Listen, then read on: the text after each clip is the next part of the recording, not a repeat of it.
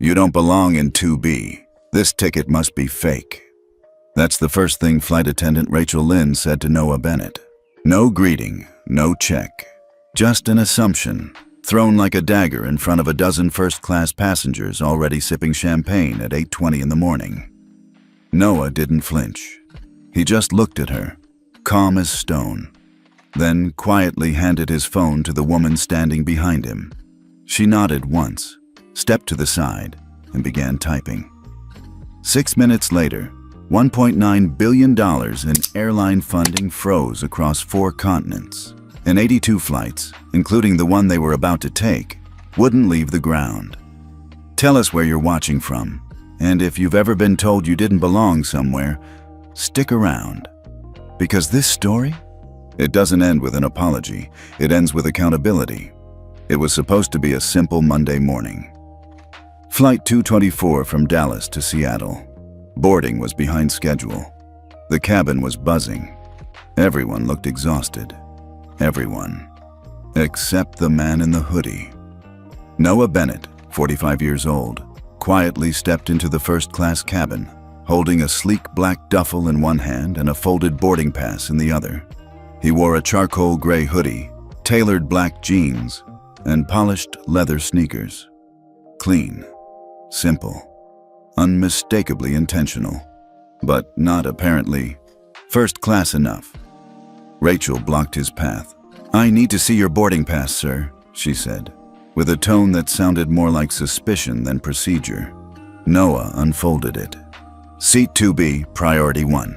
She scanned it for less than 2 seconds before snapping, "That's not possible. You're not on the manifest." He tilted his head slightly. "Check again." Rachel didn't move. "We've had fraud alerts all morning. Our system is flagging unusual bookings." From the front row, a white man in a blue pinstripe suit, Ethan Ward, lowered his newspaper just enough to chime in. He probably stole the ticket, or bought it off someone. A few passengers chuckled softly. A few others looked down, uncomfortable. Noah's jaw didn't move. Behind him, his executive assistant Ava West had already started a private screen recording on his phone, time-stamped and encrypted. Rachel folded her arms. "Sir, I'm going to need you to step aside while we verify. I've given you the boarding pass. You skipped ID verification. That's on you," Noah said, his voice steady, almost too calm. "I'm not moving." "Then I'll have to call security," she replied, loud enough for the front 2 rows to hear.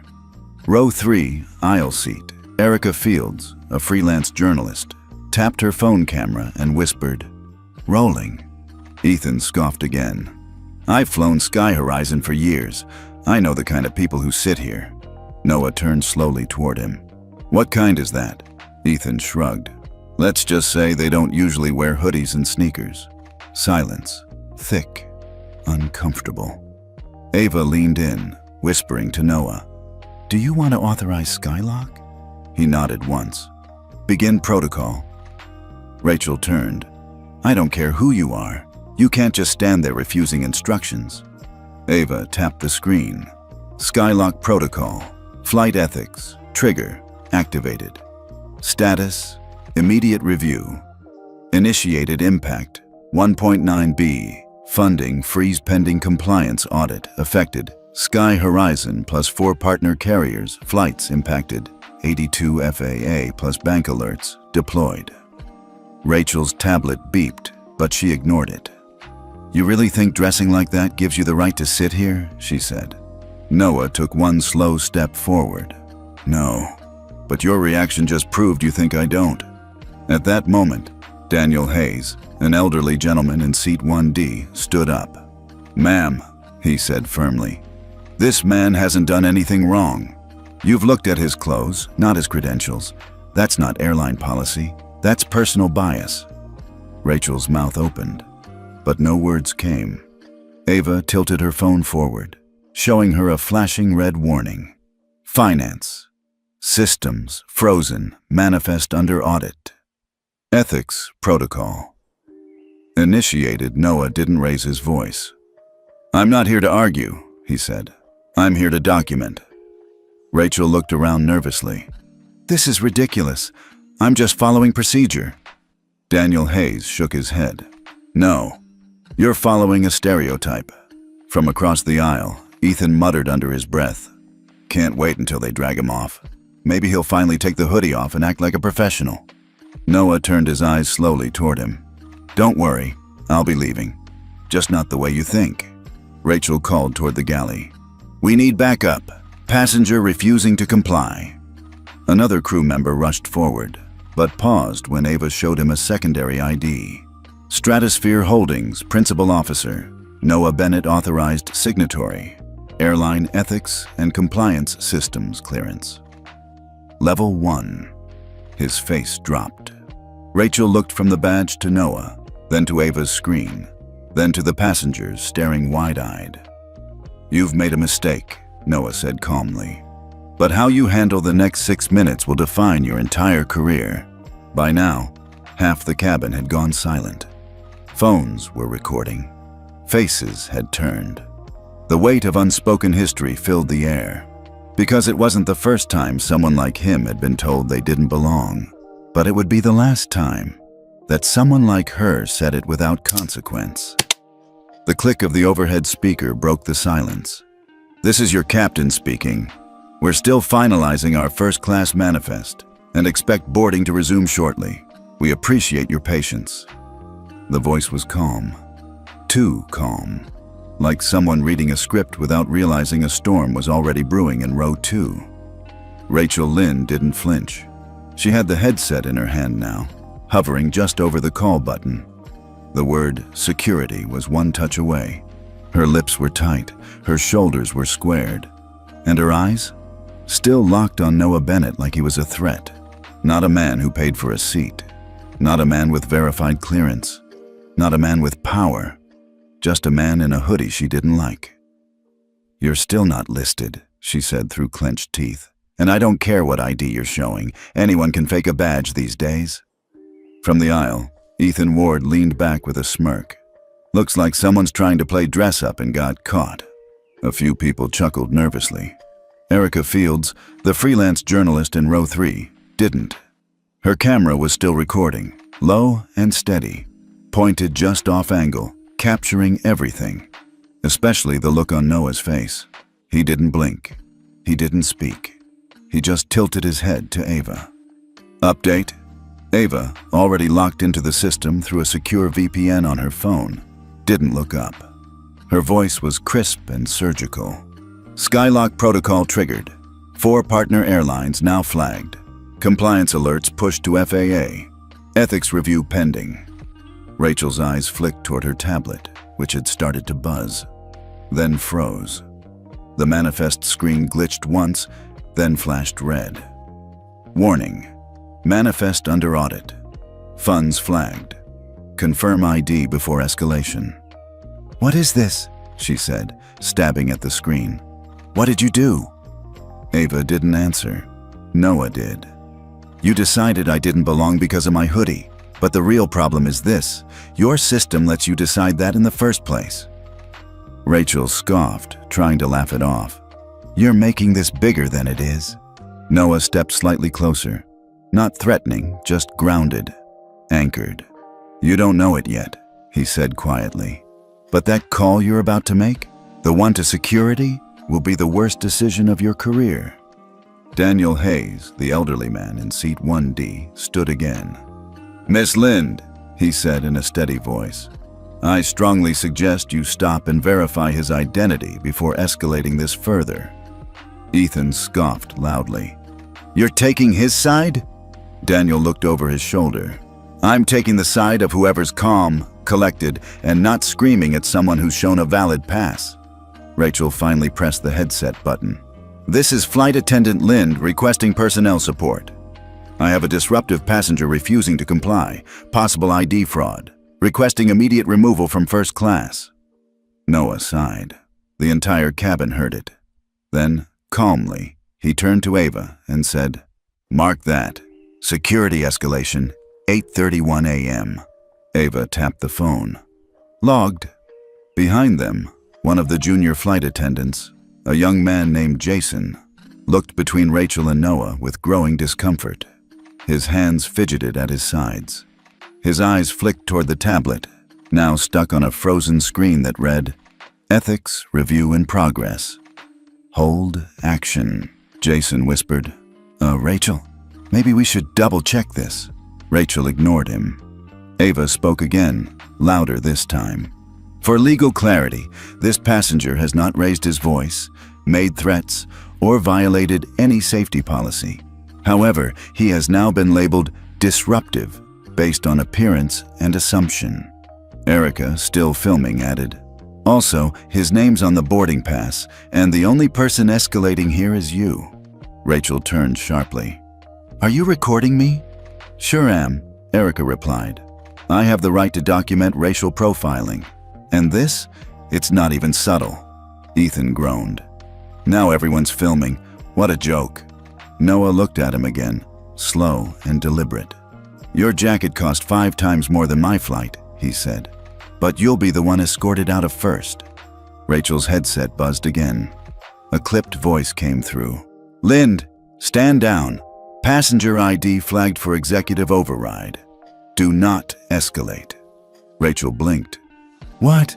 That doesn't—" Jason held up the printed manifest, his hand shaking slightly. "Rachel," he said, voice cracking. "The new printout came in. It lists him." She snatched it from him. And there it was. Seat 2B, Noah Bennett, Priority 1, verified. But instead of apologizing, she doubled down. "This doesn't mean anything. He probably hacked the system." Noah let out a single, bitter laugh. Not loud, just enough. "You think I hacked into your airline's back end to plant my name in your seat roster?" "It's possible," she said. Ava turned to Erica. "Can we make sure that's on video?" Erica replied, "It's all on video." Ethan stood halfway. "All right, this is ridiculous. Let's just move him and deal with this after takeoff." Daniel blocked his path. "No one's moving anyone. Not until this is resolved properly." Rachel's hands were trembling now.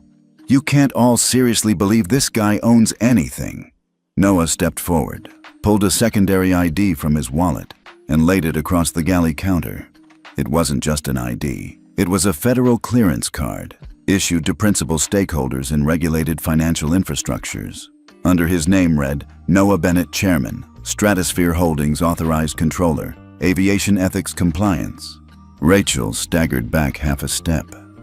Jason's voice dropped into a whisper. "Oh my God," Ava added. "You didn't just insult a passenger. You profiled a regulator." Rachel's headset buzzed again. "Lind," the voice said, colder now. "Your actions have triggered a financial ethics alert. Your access will be revoked upon landing." Ethan muttered, "This is insane. No one tells us these things." Noah looked at him. "They didn't have to, because people like you never expected the man in the hoodie to be the one who wrote the funding terms." Jason stepped to Rachel's side, visibly sweating now. "What do we do?" Ava answered for them. "You wait, and you learn. Because in about 4 minutes, the compliance office, 3 banks, and the FAA will be in this airline's back pocket." Rachel said nothing. Noah finally sat in 2B, and for the first time, everyone realized he'd been right where he belonged the whole time. Noah Bennett didn't move for a full 30 seconds after he sat down in seat 2B. He didn't look at Rachel. He didn't look at Ethan. He didn't even look at the manifest printout that now had his name printed in bold black ink. Instead, he let the silence do what words couldn't. It filled the cabin with something heavier than shame, something thicker than tension. It filled the space with memory. Because this wasn't the first time Noah had been told he didn't belong in a seat he had already paid for. It was May 12th, 2010. Noah had just turned 30, and he was flying out of San Francisco International Airport for a startup tech pitch in Austin. His company back then? A niche analytics firm called Core Quant. Small, bootstrapped, hungry. He wore what he always wore, gray hoodie, jeans, and the same clean sneakers he'd kept spotless since college. Because in tech, that's what you wore when you were building something. That's what you wore when you weren't pretending to be powerful. You were just trying to get there. But that day, when he walked up to the first-class gate with his digital pass in hand, the gate agent didn't even scan it. She glanced at him, gave him a tired once-over and said, "Sir, the economy gate is down that way. This line's for priority boarding." No smile, no curiosity, just that look, that you don't belong here look. Noah remembered standing there, blinking once. "I'm in Group 1, he said politely. She still didn't take the scanner off its cradle. "Group 1 for economy?" "No, Group 1, first class." Now she sighed and finally picked up the scanner. Beep. Her eyes flicked to the screen, then up to him again. "Oh." No apology, no correction, just an "oh." She handed him the boarding pass back like she was giving him something he didn't earn. That flight was quiet and long. Noah remembered sitting in 3A, trying to focus on his pitch slides. But all he could hear in his head was that voice. "This line's for priority boarding."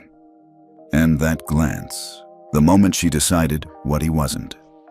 Back in the present, Noah blinked once and came back to the sound of Ava whispering, "Seattle operations just pinged. Compliance review officially initiated. You want to say anything?" He shook his head gently. Not yet. Erica Fields, still seated in row 3, leaned forward slightly. Camera lowered now, but still on. "Mind if I ask you something?" she said softly. Noah looked over his shoulder. "Sure. That calm you've got, it's not the first time, is it?" He gave a small smile, a tired one. The kind that isn't rehearsed, it's learned. "No, it's not." Rachel Lynde, still standing by the galley, looked like she wanted to shrink into the wall. Her hands were clenched into fists at her sides. Her headset was now silent. Ethan tried one last jab. "You know, if you dressed like someone who actually worked in finance, maybe this wouldn't have happened." Noah turned fully in his seat, not aggressive, just direct. "Worked in finance?" He gave a dry laugh. "I write the conditions for the funding your airline depends on." I mean, Noah cut in. "When your company wanted a $310 million restructuring deal 3 months ago, the final terms didn't come from their legal team. They came from mine." That silenced Ethan fast. Daniel Hayes leaned toward Noah slightly. "You always this quiet when things go sideways?" Noah shrugged. "I learned a long time ago that people are loudest when they think they've already won. Let them speak. Let them reveal who they are. Then decide if they're worth correcting." Ava glanced at her phone again. 4 airlines now officially flagged under flight ethics trigger. Sky Horizon's parent fund just went into caution status. Rachel finally spoke. Her voice cracked at first. "You could have said something." Noah looked at her. "I did." She swallowed. "I mean, up front, before all this." "Why?" he asked. "Would you have listened?" Rachel didn't answer, because they both knew the truth. She didn't ignore him because she didn't know who he was. She ignored him because she thought she did. Noah remembered another time. It was Singapore 2 years ago. He just delivered a keynote at a fintech summit, 10,000 people in the audience, his face on the cover of the conference magazine. Still wearing the same hoodie from the stage, he entered the VIP lounge with a valid pass. The attendant took one look at him and said, "Sir, this lounge is reserved for keynote speakers and senior executives." He held up the pass. "I'm both." She didn't scan it, didn't even touch it. She smiled politely, but her tone didn't match the smile. "Maybe try the business lounge across the concourse." He didn't argue. He just walked out, sat on a bench, and opened his laptop. That was the night he began drafting the outline for Flight Ethics Trigger. Rachel finally stepped forward. "I didn't mean to profile you." "But you did," Noah said. She lowered her voice. "It's how we were trained. Not officially, but, you know. Look for out-of-place details. Watch for anything that doesn't fit." Daniel raised an eyebrow. "And hoodie equals red flag?" Rachel looked away. Ava asked, "So how many people have been flagged the same way?" Jason, the junior crew member, spoke quietly. "We don't keep track. We just Talk after the flights. Passengers that looked suspicious. People who didn't seem right in premium cabins. And by suspicious, Erica asked, "You mean what? Black? Brown? No tie?" No one answered. Noah stood. Not fast, not showy. Just enough to feel the floor under his feet. "Fear is not protocol," he said. "It's not training. It's not policy. It's a habit you get comfortable calling something else." He turned toward the front of the cabin. But today, that habit ends. The sound of incoming emails dinged on multiple devices across the galley. Ava looked at her screen. FAA has acknowledged receipt. Ethics flags now mandatory in funding reviews. They're requiring airlines to sign the Fairness Accord to requalify for route subsidies. Daniel chuckled, amazed. 6 minutes ago, they thought you were in the wrong seat. Noah gave a small nod. Now they're in the hot seat. For a few seconds, the cabin was so quiet, you could hear the hum of the air vents. Not a cough, not a footstep. Just silence. The kind that sits heavy because everyone in the room knows the truth finally broke through. Rachel Lind, now visibly shaken, still had the headset in her hand, but she didn't press it again. Not after seeing the override ID, not after hearing the voice on the other end tell her to stand down. She didn't move. And that silence? Noah Bennett owned it. Ava's voice broke it first. Calm, but decisive. Flight ethics trigger confirmed escalation. 4 carriers are now frozen. FAA ethics compliance team has acknowledged audit. She didn't need to raise her voice. She just let the words land. Daniel Hayes turned from his seat and looked back at Noah, eyebrows raised. That was fast. Noah nodded. They had it coming. Rachel finally found her voice. "This was a misunderstanding, that's all. A glitch in the manifest, an assumption." Noah didn't let her finish. "This is not a misunderstanding," he said, standing slowly. His voice carried not just weight, but history. "It's a pattern. One you've probably justified a dozen times. But now, you did it in front of the wrong passenger, at the wrong time, with the right documentation behind him." Jason, the junior attendant, shifted uncomfortably by the galley, holding the updated manifest in both hands like a shield. "I didn't know any of this," he muttered. Noah didn't look at him. "I'm not here for the junior crew," he said. "I'm here for the culture that trained you." Rachel tried again. "This isn't fair. You escalated this so fast." Ava cut in. "No, you escalated. He documented." Erica Fields, still recording, zoomed in slightly as Rachel's expression shifted from defensive to exposed. "You see," Ava continued, "you told a black man in a hoodie that he didn't belong in first class without verifying his ID while holding a manifest that hadn't refreshed. You skipped every protocol and went straight to accusation." Daniel let out a breath. "It's a textbook case. This should be in training manuals." Erica whispered, "It will be." Rachel dropped her headset to the counter. "This isn't about race," she muttered. "It's about following procedure." Noah's voice was like velvet covering steel. "Say that louder. I want every person in this cabin to hear it. Say this wasn't about race. Say it while they all watch." Rachel opened her mouth, but no words came out. Noah turned toward the passengers. His posture was firm, measured. "Let me be clear," he said. "This airline didn't fail today because of one glitch. It failed because of what it empowered. A culture that decides worth by appearance, that punishes dignity when it doesn't come wrapped in a pressed suit." He held up his original boarding pass and laid it on the galley cart beside Rachel's silent headset. "Seat 2B, paid in full.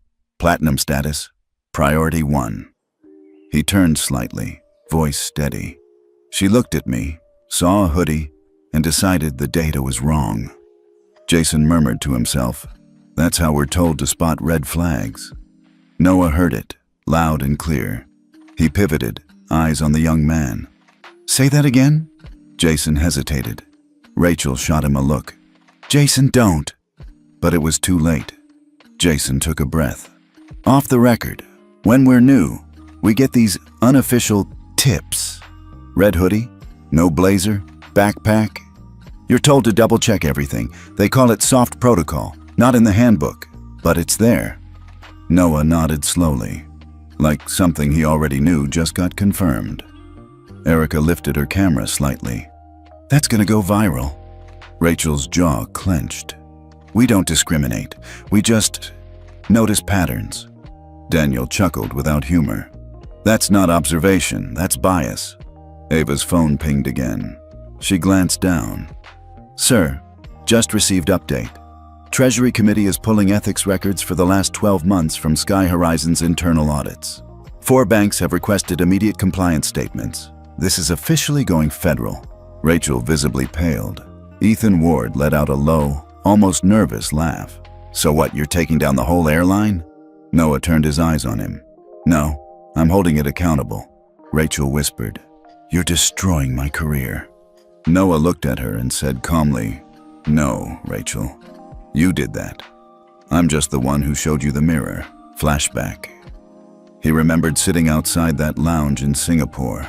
Not the flight, not the pitch afterward, but that moment. Him on a metal bench, holding a cup of tea in one hand and his rejected lounge pass in the other. The security guard never apologized. The receptionist smiled the whole time, and nobody said a word when he stood and walked away. That moment didn't make him angry. It made him strategic. That was the night he drafted the first outline of what would become Stratosphere Holdings' Flight Ethics Division. Back in the cabin, Daniel said softly, You built a system to respond to things like this, didn't you? Noah gave a small nod.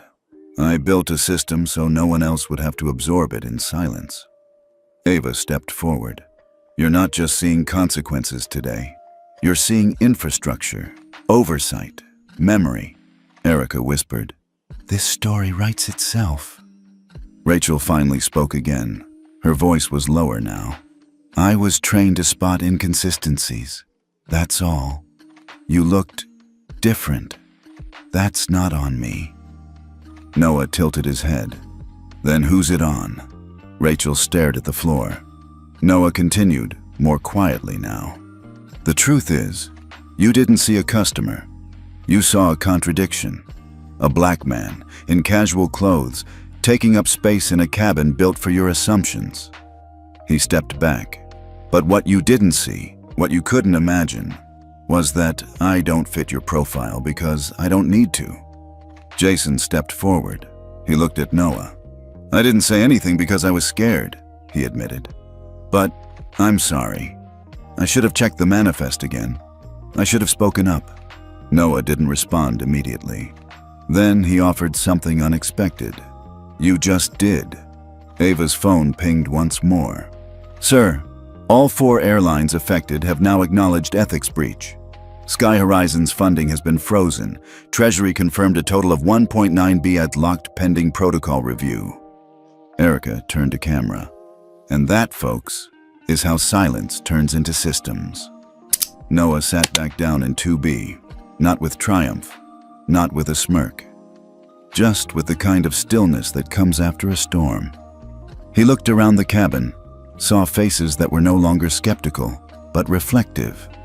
And he said, mostly to himself, but loud enough for everyone to hear, This wasn't a scene. This was a correction. Rachel Lynn's hands trembled as she stepped into the galley. For a woman used to command and protocol, the last 10 minutes had dismantled her sense of control.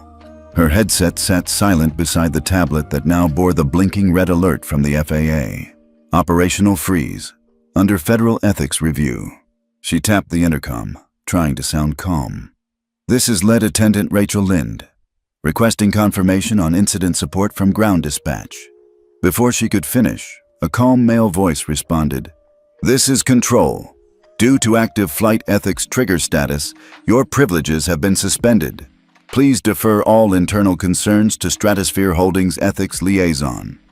Rachel blinked. I'm sorry. What? The line went dead. She stood frozen, mouth slightly parted. For the first time in her entire flying career, the system didn't back her. Usually she could rely on protocols, on policy, on miscommunication as the shield. But this time, the shield shattered before she even drew it. In row 4, Erica Fields whispered to her camera, "You're watching what it looks like when a system finally holds itself accountable. For years, stories like this vanished after landing. Not today." Daniel leaned toward her, murmuring, "You think she knows she's done?" "She knows," Erica said. "She just hasn't figured out what to do without a script." Rachel tried again. She reached into the cabinet, pulled the printed in-flight emergency escalation binder, usually a relic no one touched, and flipped to the conflict resolution page. There it was. In the event of passenger conduct involving legal or reputational threat to airline operations. She stopped reading. Every single line assumed the passenger was the problem. Not once did it cover, what if the flight crew was wrong?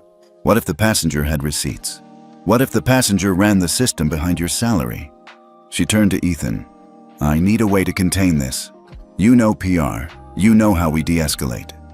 Ethan didn't move from the service bay. "You didn't ask for help when it mattered," he said. "You asked for obedience."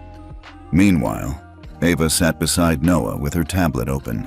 "Sir," she said quietly, "gate control just confirmed. Sky Horizon's boarding privileges have been paused at 3 terminals, Seattle, Denver, and JFK. Security flagged their access tags." Noah nodded. "And the finance lines?" Ava's fingers danced. 2 major lenders issued breach notifications, collateralized flight credits, suspended. Initial estimate, $1.9 billion in flight-based revenue lines, now frozen. He didn't smile. He didn't gloat. He just exhaled. Let the system do what it was built to do. Flashback, 3 years earlier, Washington, D.C.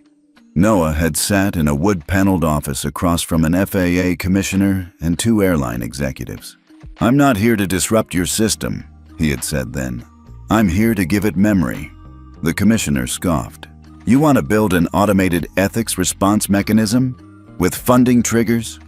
I want the next time a passenger is mistreated, the response isn't an email apology and a coupon code," Noah replied. They ignored him then. But not now. Now, flight ethics trigger was active, and everyone knew it. Back in the cabin, Rachel walked the aisle slowly. Her smile was gone, her eyes downcast. She stopped at 2B. "I need to speak to you," she said. Noah didn't look up from his tablet. "I think we've said everything," he replied. "I need you to know, this wasn't personal," Rachel said. "I was just following what I was trained to do." Noah slowly turned to her. The cabin watched. "I'm sure you were," he said. "That's the problem." Rachel swallowed hard. "Is there anything I can do to fix this?" Ava answered for him. "This isn't a PR fire. It's a protocol fire. You don't fix that with flowers. You fix it with audits." Ethan finally stood. He looked at Rachel. "You need to sit down. You're not in charge anymore. You're just still here." Jason, the junior attendant, took a step forward. "Ma'am, I'll take over cabin service." Rachel hesitated. "You're not cleared." "Cabin command has transferred to Stratosphere Holdings Ethics Division," Jason said, holding up the alert from the onboard terminal. "Your credentials are temporarily locked." The air in the cabin shifted. Everyone felt it. Noah stood. He stepped to the front of the cabin and turned toward the passengers. "I know this has been unusual, but I want to thank each of you, not for silence, but for attention, for staying awake long enough to see how bias operates when it thinks no one will push back." A woman in 3C raised her hand. "I used to think these things only happened in headlines," she said. "I didn't realize how quietly it creeps in." Noah nodded. "It doesn't announce itself, it just embeds itself." Then he turned to Jason. "Thank you for stepping forward," Noah said. Jason looked shocked. "I didn't really do anything." "You corrected course," Noah said. "That's not nothing." Rachel sat down in the jump seat near the galley. Her hands still trembled. She stared at the bulkhead wall, unmoving. Ava approached her one last time.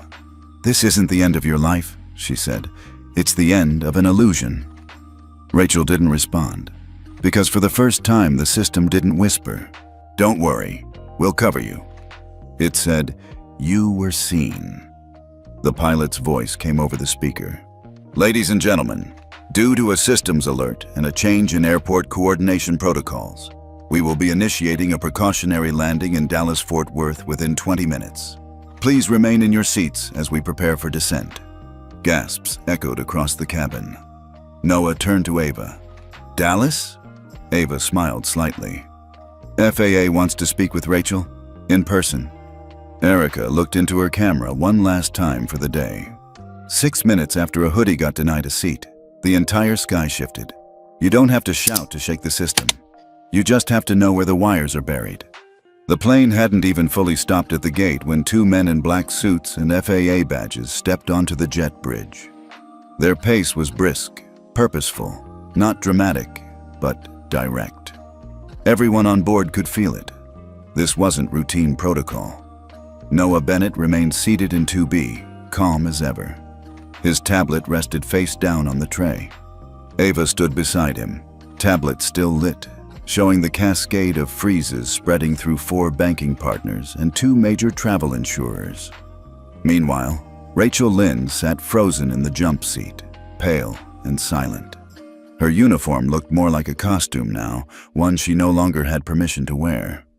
One of the FAA officials turned to the flight captain who had stepped out of the cockpit. "Captain Johnson?" the man asked. "Yes, sir," the captain replied. "My name is Agent Lyle Mercer. This is Agent Nina Rhodes. We're here on federal authorization to conduct a preliminary ethics review. We need access to the lead flight attendant and all onboard incident logs." Captain Johnson blinked. "You're conducting it here, on the plane?" Agent Rhodes responded firmly. "We're not waiting for another press cycle. This flight is already trending." In row 4, Erica Fields whispered to her camera. "FAA just boarded. I repeat, this is no longer a PR matter. It's a full-scale regulatory intervention." "I've never seen anything like this mid-tarmac." Daniel Hayes murmured. "They usually send a letter weeks later, not agents with badges and pens still warm." Erica grinned without looking away from her lens. This is the ripple effect of power with ethics." Agent Mercer walked directly to Rachel. "Ms. Lind, we'd like to speak with you privately. Please come with us." Rachel rose slowly, trying to straighten her uniform as if she could still wear authority, but her shoulders were hunched. The pride was gone. She glanced at Noah but didn't meet his eyes. "I assume I'll have representation?" she asked. "You'll be advised of that shortly," Agent Rhodes said. "But for now, we're initiating a formal flight ethics review under Title 14, Chapter 3.3. Rachel blinked. She knew that clause. It meant she was no longer a crew member. She was a subject. As they escorted her down the aisle, passengers didn't jeer or cheer. They simply watched, because something bigger than her was unfolding. She was no longer the antagonist. She was a symptom. Ava turned to Noah. "Sir, the FAA Ethics Review Committee just released a bulletin. 5 airlines are being placed on temporary compliance watch. They cited your flight ethics trigger as the initiating mechanism." Noah nodded, eyes steady. "And the parent company?" Ava smiled. "Sky Horizons board has just called an emergency meeting. They issued a statement. The CEO has been informed." Noah leaned back. "He better be." Cut to Sky Horizon headquarters, Manhattan. A modern glass tower, 28 floors up. CEO Brennan Lang stood in front of a 12-foot screen showing a live analytics dashboard. Red blocks lit up across routes, terminals, and bank systems. Each flash marked a freeze. Each freeze meant lost money. Every second meant more. His assistant rushed in.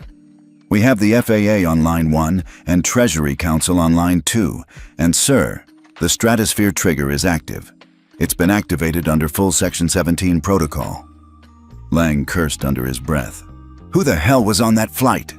His compliance chief stepped forward, pale. Noah Bennett." Lang dropped his glass.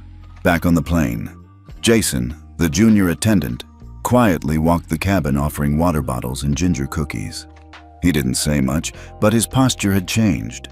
He wasn't scared anymore. He looked like someone who had just been shown the cost of silence and chosen a different future. Erica caught his eye. "Jason, when did you know this was bigger than a seat mix-up?" He shrugged.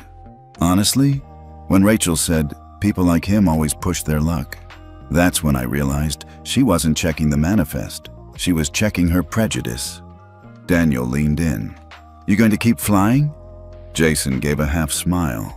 "Only if they let me help rewrite training."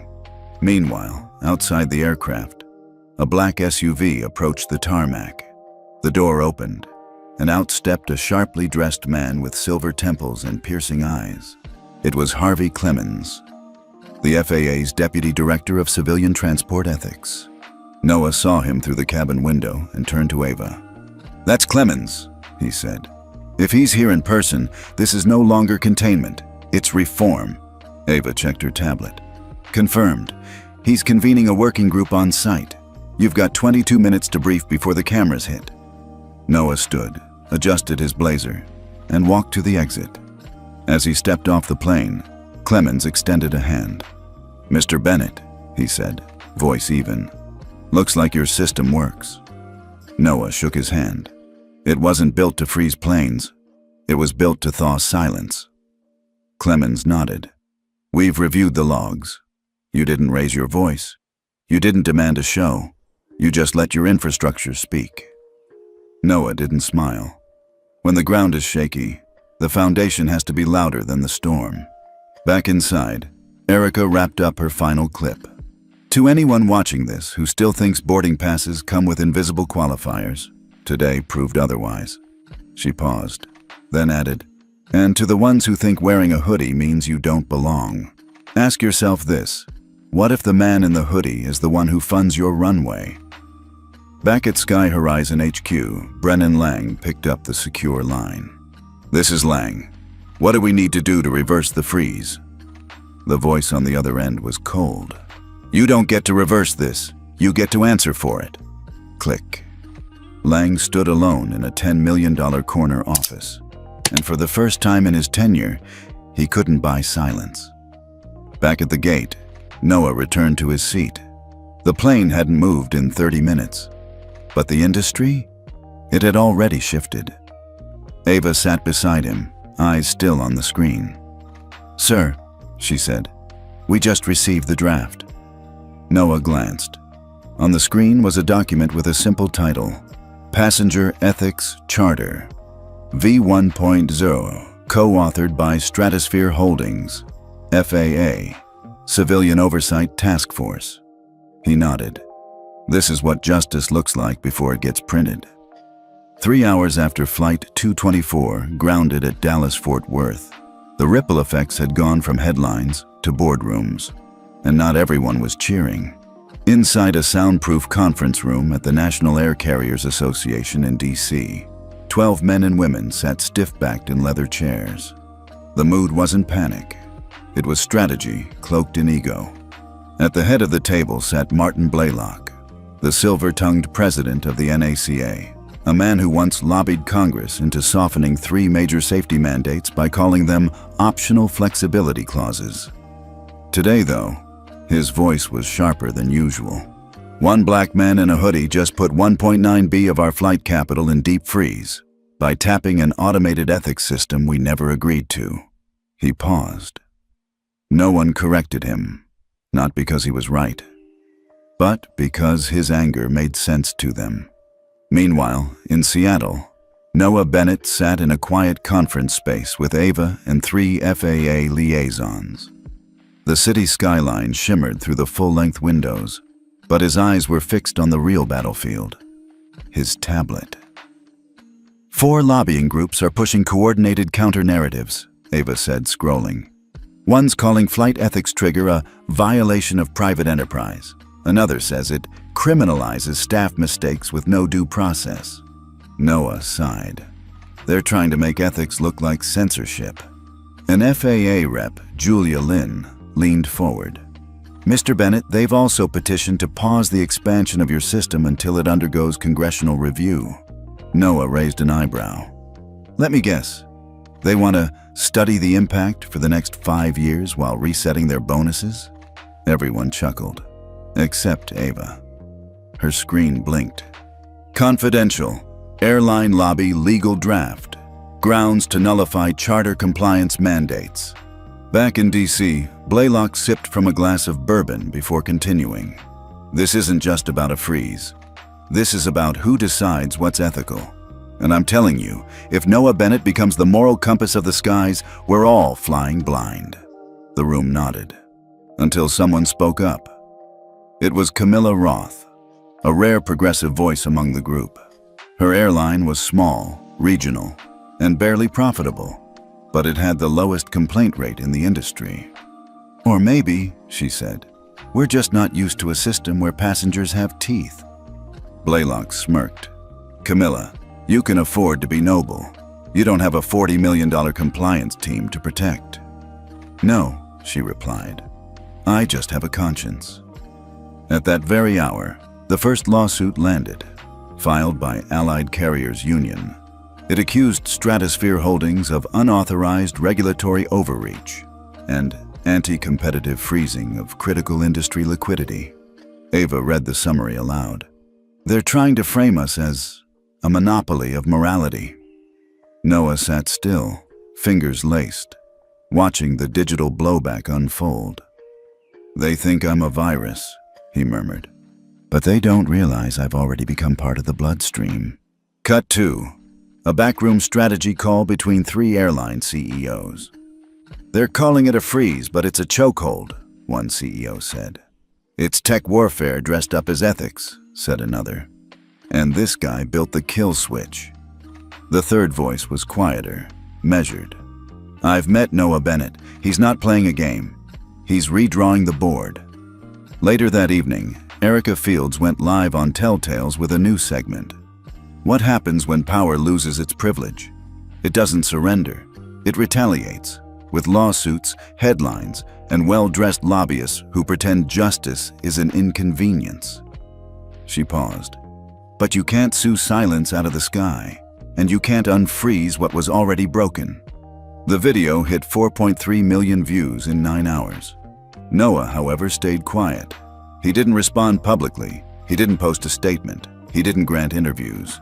Instead, he met with whistleblowers. Ava briefed him in a quiet hangar repurposed as a crisis ops center. 4 former airline staffers, 2 attendants, 1 gate agent, and a route scheduler are ready to come forward, she said. They've got documentation showing how profiling matrices were quietly built into seating algorithms. Noah looked up sharply. You're telling me someone wrote code to assign seats based on how someone looks? Ava nodded. And it gets worse.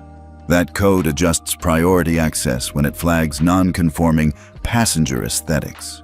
He closed his tablet, face unreadable. Bring them in. That same night, Blaylock made a private call to an old friend at a high-ranking financial publication. We're going to make this guy look like a vigilante billionaire playing God, he said. Let the public think he overreached. His friend laughed. And what if it backfires? Blaylock replied smoothly. It won't. We own the oxygen. All he's got is lightning. But lightning always travels fast and silently. The following morning, 2 major newspapers received leaked internal memos from a source close to FAA reform planning. The memos revealed that at least 12 airlines had quietly built unofficial VIP deviation lists, records used to downgrade or delay non-white passengers who didn't match expectations of premium flyers. The public outcry was immediate. Noah finally stepped onto a small stage at a closed-door ethics conference in Seattle. He wasn't flashy. No cameras, no applause. Just 1 mic and a room full of decision-makers trying to decide whether he was the storm or the signal. I didn't design flight ethics trigger to freeze planes, he said. I designed it to thaw silence. He paused. Let me be clear. This isn't about punishing flight crews. This is about holding systems accountable for what they normalize, not just what they tolerate. He closed with a line that would soon be quoted everywhere. If we can calculate turbulence, we can calculate bias. And if we can do that, we can choose to land better. Outside the venue, Camilla Roth waited for him. She shook his hand. "You've got enemies now," she said. "But you've also got us. Not all of us forgot what it feels like to be told, 'You don't belong here.'" Noah nodded. "Then maybe it's time we rewrite the welcome speech." The Capitol hearing room was unusually quiet. Noah Bennett sat alone at a long table, a single mic in front of him. His dark blue blazer was tailored, his posture upright, but not rigid. Calm, like a man who knew the weight of what he was carrying.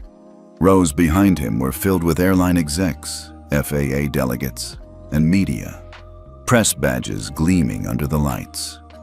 On the far wall, the gold seal of the Senate Committee on Transportation and Infrastructure loomed, flanked by two flags that suddenly felt symbolic. Across from Noah sat the senators, some familiar faces, some skeptical, and one, Senator Eliza Horn, from Georgia, who leaned forward first. "Mr. Bennett, let's be clear. You're not a government official. You don't represent the FAA, yet in 6 minutes your system froze $1.9 billion in airline liquidity. Who gave you that authority?" Noah didn't flinch. "No one. That's the point. Power shouldn't wait for permission when lives are being quietly degraded." The room murmured. A few senators looked down at their papers. Others looked straight at Noah. One tapped a pen, annoyed. Another nodded, just barely. Senator Horn continued. "You triggered a chain reaction that led to 82 canceled flights, 4 board resignations, and multiple class action suits. Are you saying you regret nothing?" Noah looked her in the eye. "I regret that it took this long." Behind Noah, Ava sat among the FAA advisory group. She was stone-faced, but internally tracking every word. She had the emergency override codes memorized, just in case something went sideways. Next to her sat Harvey Clemens, the FAA deputy director, who had become Noah's unlikely ally. "Watch Horn," he whispered to her. "She's not trying to destroy him. She's testing the boundary of where public opinion lands." Ava nodded. "She won't like the answer." Senator Horn shuffled her notes. "You say flight ethics trigger is data-driven, but some say it's emotional, a personal vendetta against airlines." Noah raised an eyebrow. "With all due respect, Senator, the only emotion I saw that day came from a flight attendant who decided my skin tone didn't match her seat map." There was a silence, a charged one. Senator Marcus Klein, a veteran from Vermont, leaned forward. "Mr. Bennett, I've reviewed your logs. Your system flagged not just one attendant's behavior, but 4 other employees along the route. How was that possible?" Noah tapped his tablet, which mirrored to the committee screen. "Because Flight Ethics Trigger doesn't just record an event. It evaluates patterns, speech tone, keyword clusters, procedural variance by passenger type. We built it to detect not just what happens, but who it consistently happens to." The display shifted to a chart. It showed disparity, clear, uneven, statistical bias laid bare. In the gallery, murmurs turned to tension. Senator Klein asked quietly, "You're saying airlines have normalized bias into operations?" Noah looked straight at him. "Senator, I'm saying they've automated it." Outside the chamber, reporters were already preparing their headlines. Bias by design? Hearing erupts as tech CEO exposes racial metrics in seat allocation. Noah Bennett to Congress, "I regret that it took this long." Inside, Senator Horn regrouped. "Let's say we accept your premise. What do you want? Regulation? Mandates? Your company in charge of industry ethics?" Noah paused, not out of hesitation, but because he wanted the silence to land first. Then he answered, "I don't want control. I want conditions. I want every airline that flies through U.S. airspace to sign onto the Passenger Ethics Charter. I want compliance with the Stratosphere Index to become a requirement for FAA certification. I want bias to be as unacceptable as turbulence, because one is an act of God, the other is a choice." A hush swept the room. Some senators looked rattled, others intrigued. Senator Horn leaned back. "You're asking this committee to tie billions of dollars in federal flight operations to an independent charter?" Noah smiled for the first time. "I'm not asking. I'm informing you that 17 airports have already agreed to make it a prerequisite, and so has the International Aviation Consortium." Gasps. Audible. One aide dropped a pen. Horn sat up straighter. "That's not possible." Ava, from her seat, passed forward a signed MOU, Memorandum of Understanding, with 3 major international airports in Tokyo, Frankfurt, and Toronto. It was real. This wasn't theory anymore. Senator Klein exhaled. "So what happens to airlines that don't sign?" Noah answered evenly. "Nothing, except they'll lose access to 63% of Tier 1 landing slots by 2027. Another beat of silence. And then, it wasn't silence. It was power shifting in real time. After the session recessed, reporters swarmed Noah. "Mr. Bennett, is the ethics charter just the beginning? Do you see yourself as the new FAA? Do you plan to expand to train stations, rideshare, rail?" He answered none of them. Instead, he stopped at one mic, held steady by a young black journalist named Raina Clark, barely 24, visibly nervous. She asked simply, "Was it personal?" Noah paused, then nodded. "It's always personal when the system tells you your seat doesn't belong to you." Back in the hearing room, Senator Horn closed her folder, slower this time. She turned to Senator Klein. He didn't bring tech to Congress. He brought a mirror. The following week felt like whiplash. In the span of 6 days, the airline industry spun from panic to defiance, and then to something far more dangerous: strategic denial. Inside the corporate tower of Sky Horizon Express, a crisis team had been formed. They weren't there to fix what had gone wrong. They were there to rewrite the narrative. "Here's the new internal strategy," said Michael Tress, the airline's chief risk officer, to a boardroom full of legal counsels and PR architects. "We don't dispute the ethics platform. We challenge its scope." One of the younger lawyers raised an eyebrow. "So we're not saying Noah's wrong, we're just saying he's too right?" Michael smirked. "Exactly. We call it algorithmic overreach." Across the city, Noah Bennett was already 3 steps ahead. In a converted warehouse outside Seattle, his core team had gathered again. No suits, no staging. Just devices, data, and grit. Ava pulled up 3 major headlines. Is AI ethics becoming too powerful? Who watches the watchdogs of the skies? Airlines push back against Bennett's empire of oversight. "They're running a full-scale discredit campaign," she said. Noah nodded calmly. "Good. That means they're afraid." He stood, walked toward a whiteboard and wrote 2 words in black ink. "Stratosphere 2.0. Everyone in the room leaned forward. "Version 1 was a trigger," he said. "Version 2 is a contract." Noah's vision was bolder than anyone expected. Stratosphere 2.0 wouldn't just monitor flight crew behavior or flag ethical breaches. It would provide real-time ratings of passenger treatment scores on flights, require airlines to submit bias auditing reports before route renewals, and, most controversially, it would link compliance scores directly to access for federal subsidies and Tier 1 gate assignments. Ava looked up from her laptop. "You're turning moral behavior into operational currency." Noah grinned. "Exactly. You want to fly?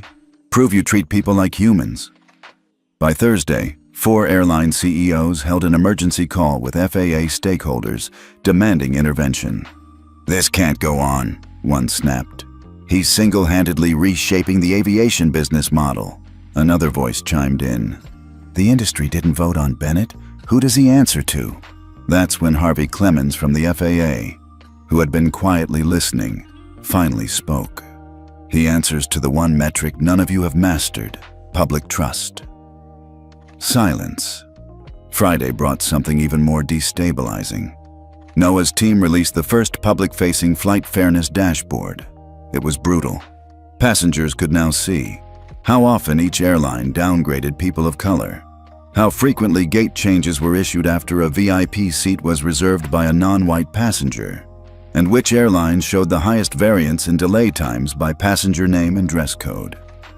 It was unfiltered, undeniable, and data-sourced. Social media exploded. One post went viral. "I didn't need proof, but now I have it. You can't gaslight a spreadsheet." On the back end, NOAA's servers lit up with heat maps of public interest. California, New York, Florida, Texas, all blue with engagement. Then a ping came in. "New request from Capitol Hill," Ava said, glancing at the screen. "They want you back for a second hearing." Noah's face didn't change. "Of course they do." She narrowed her eyes. "They're scared." "No," Noah corrected gently. "They're negotiating." But not all pushback was political. Late that night, Ava burst into Noah's apartment, eyes wide. "They've launched Flight Cleanse. It's a third-party tool designed to scrub passenger feedback and sanitize it before it hits your ethics index." He blinked once, then twice.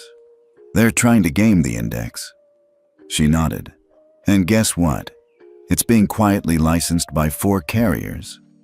He sat forward. "Then we don't upgrade. We expose."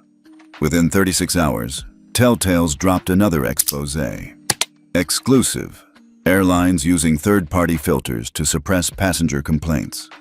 Footage included screen recordings of customer service systems rewriting complaints before submitting them into FAA logs. The backlash was instant. By the end of the weekend, 3 CEOs had issued public statements. Only one was honest: Camilla Roth. She posted a video from her own terminal lounge. "We won't use filters. We'll use facts. We won't silence you. We'll learn from you. And we stand with the ethics charter, not because we're forced to, but because we're finally listening." Noah sent her a simple message: "You're the future." Sunday morning, Noah met with senior FAA advisors in a closed-door session. He outlined a simple new condition for airline license renewal: submit to quarterly bias exposure audits. Achieve minimum score on Passenger Ethics Index sign onto the Flight Justice Framework. Effective immediately, someone asked. "What if they refuse?" Noah replied, with the weight of a man who'd already been denied his seat, and claimed the whole plane back. Then they don't fly. That evening, Ava stared at her screen. The dashboard lit up again. Public support had crossed 72% nationwide, and 17 additional international airports had requested integration. "What now?" she asked Noah. He leaned back, finally allowing himself to exhale. "Now," he said, "we finish the audit." "For who?" "For everybody who's ever been told, 'You don't belong here.' Tell us where you're watching from. And if you've ever been mistreated while flying, your story might just be part of the next reform." The morning the scandal broke, Aerosphere Airlines still believed they could control the storm. CEO Gareth Kincaid, a 58-year-old executive molded by decades of unchecked authority, stared out his Manhattan office window as headlines scrolled across muted TV monitors behind him. Aerosphere refuses to sign ethics charter, cites operational overreach. Noah Bennett responds, "You can't negotiate with gravity." Gareth wasn't just refusing to sign. He was doubling down. In an internal memo leaked the night before, he'd called the Flight Ethics Index a glorified social scorecard weaponized by activists in suits. His strategy? Position Aerosphere as the last airline standing against what he termed data tyranny. But what Gareth didn't know was that the system had already moved without him. By 10:30 a.m., Stratosphere Holdings flagged Aerosphere's non-compliant status to its network of financial partners and infrastructure providers. At 1100 COD a.m., 3 international airports, Amsterdam, Singapore, and Johannesburg, suspended Aerosphere's priority landing slots. By noon, FAA certification auditors arrived unannounced at Aerosphere's San Diego regional office. By 2:00 p.m., 32,000 passengers across 19 countries received texts. Flight change. Due to non-compliance with international passenger ethics standards, Your Aerosphere itinerary may be rebooked or canceled. Details soon. In the Seattle headquarters of Stratosphere, Ava stared at the data. Gareth's betting this is temporary, she said. He thinks no one will enforce it. Noah replied without looking up. Then he's about to learn what happens when you deny people their humanity in public. Meanwhile, Senator Horn, who had grilled Noah weeks earlier, held a press conference. Her tone had shifted. This is no longer about one-man system. This is about whether the U.S. aviation sector is willing to operate under a common moral framework. She paused, then dropped the hammer. Effective immediately, all U.S.-based airlines must comply with the Passenger Ethics Charter or forfeit access to federal infrastructure grants under the Aviation Resilience Act. Reporters froze. That was $8.4 billion in annual support. Inside Aerosphere's crisis room, the temperature dropped. One advisor stammered, "We thought we had time to pivot." Kincaid slammed his hand down. "We don't pivot to public shaming. This is manipulation, emotional blackmail dressed as progress." But the board wasn't with him anymore. 2 members resigned within the hour. Another had already contacted Camilla Roth, CEO of a competing airline, to explore merger terms. That evening, as planes sat idle on tarmacs in London, Atlanta, and Frankfurt, thousands of Aerosphere employees found themselves fielding angry customer calls without answers. Gate agents wept. Pilots stood stunned as their clearances were pulled mid-briefing.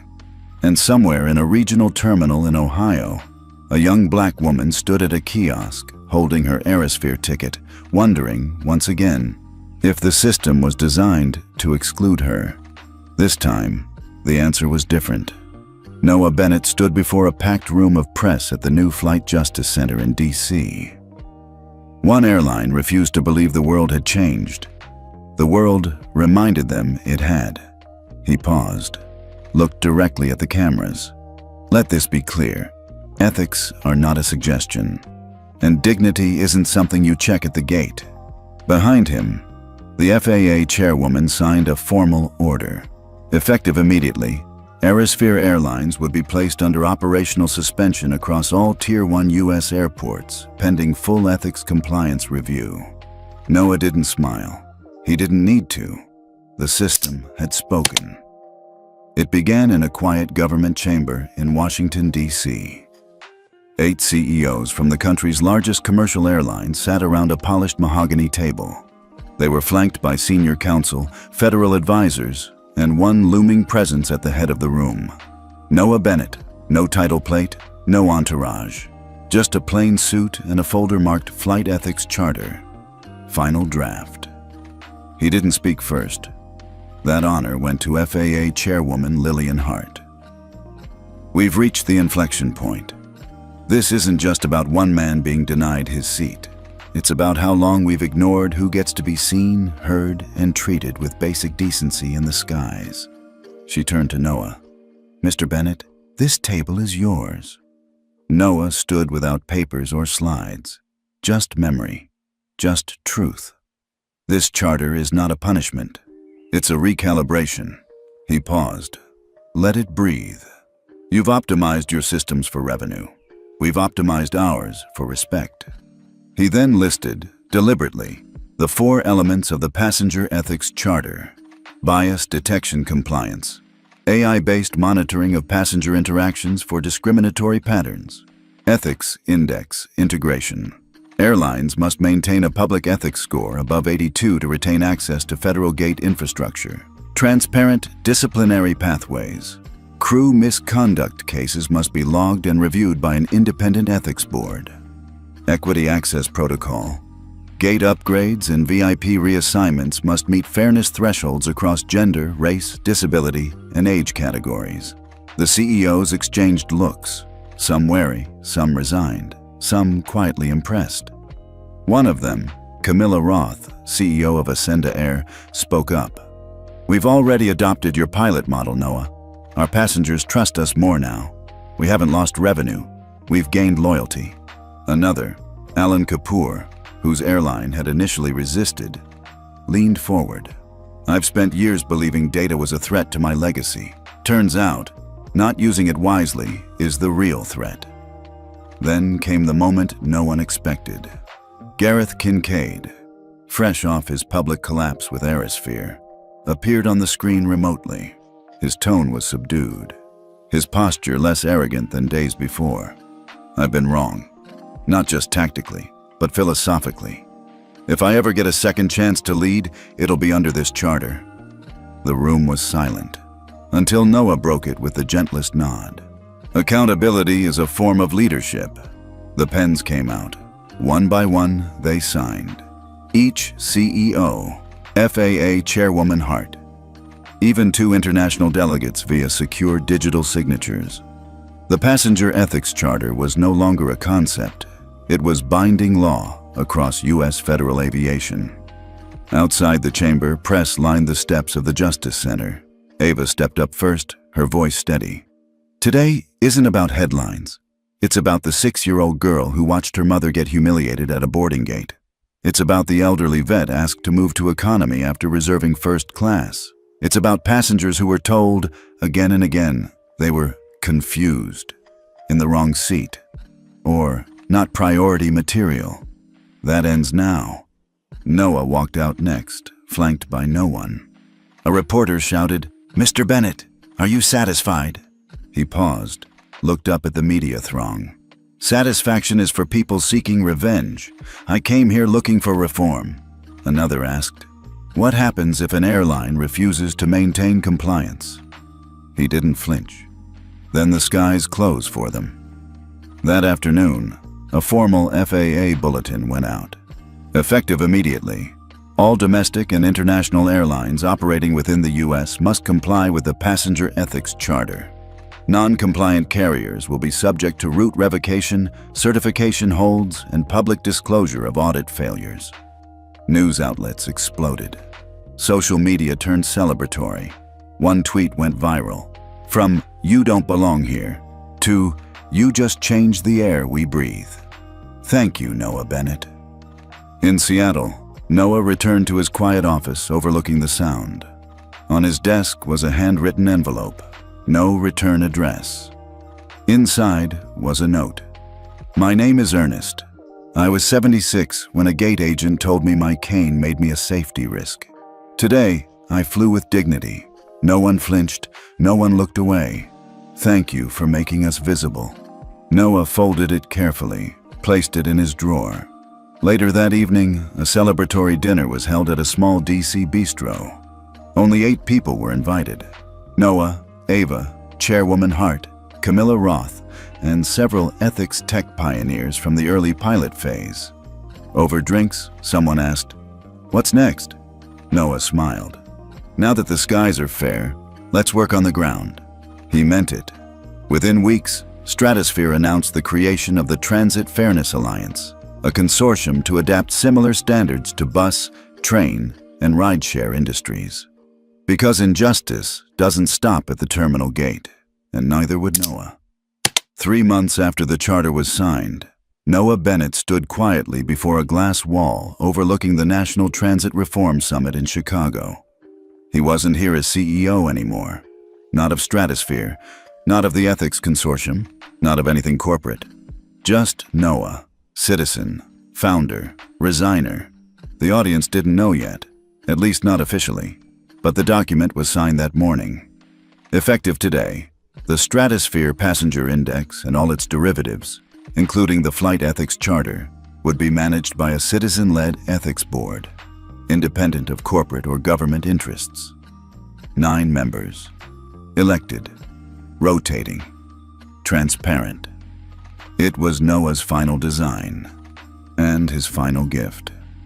Inside the main hall, Chairwoman Hart gave a speech unlike any she'd ever delivered.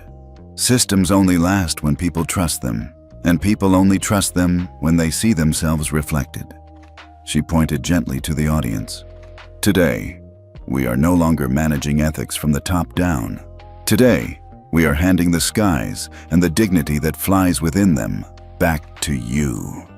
Applause broke like a rising tide. Later, when the cameras were off, Noah sat beside Ava at a quiet table. She nudged him. "You ready?" He gave her that half smile, the one she'd seen back when this was just a pitch deck and a dream. I've always said the best systems outlive their architects. She raised her glass. To letting go. The ethics board took their oath under soft lights and silent witness. Among them, a retired flight attendant from Detroit, a 22-year-old disability rights activist, a veteran, a working mother, a transgender pilot, a black high school principal, a Native American airport manager, a Korean American tech engineer, a blind lawyer from Oakland, the new stewards of fairness. That night, a story aired across national news. From silent humiliation to structural reform, the Noah Bennett story isn't just about one seat. It's about who gets to sit at the table at all. Clips showed moments. Rachel Lind being escorted off a flight. Senators arguing over ethics enforcement. A tearful gate agent apologizing on live TV. Camilla Roth shaking hands with a child in a wheelchair who now flies for free. The last shot? Noah, walking alone in the terminal of a small airport in Vermont. No entourage, no press. Just a duffel bag, a smile, and the satisfaction of having changed the air we all breathe. Somewhere in that airport, a gate agent saw a black man approach the first-class line. She didn't pause. She didn't ask for proof. She just smiled and said, "Welcome aboard, Mr. Bennett." Have you ever been told you didn't belong somewhere? Was it at work, at a hospital, or maybe on a plane?